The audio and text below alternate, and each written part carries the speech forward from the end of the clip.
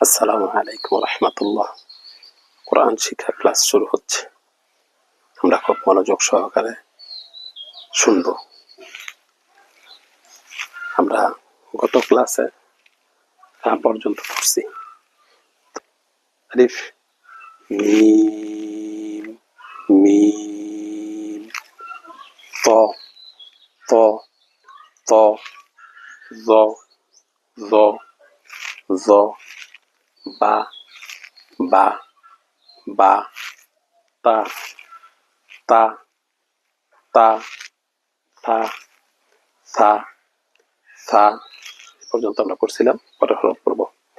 ফা ফা ফা ফা ফা, নিচের ঠোঁটের পেট উপরের দুই দাঁতের আকার সঙ্গে লাগবে।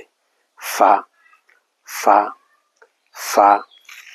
কাফ কাফ, লম্বা হবে। আর এটা বলতে আমরা ভুল করছিলাম, আগে পড়তাম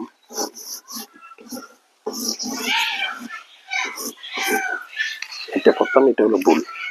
কাপ হলো ভুল, কয়েকবার কাব কাপ পড়তাম আমরা, কাপ ভুল।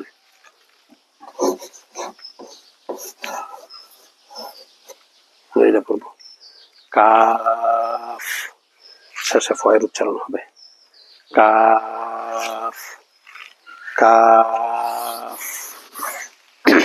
Calf calf.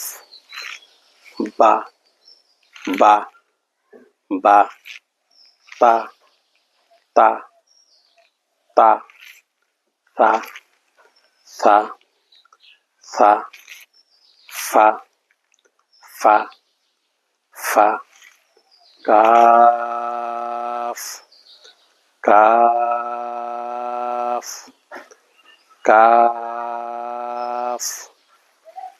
কাফটা আমরা লম্বা করে পড়বো, কারণ ওই যে বাংলায় লিখতে একাধিক হরফ লাগে।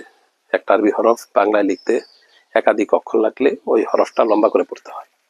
Calf calf.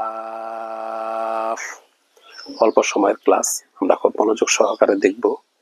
আর একটা কথা হলো, কে কোথায় থেকে দেখছেন সেটা কমেন্ট বক্সে জানাবেন, তাহলে ক্লাস করতে আরো উৎসাহ পাবো।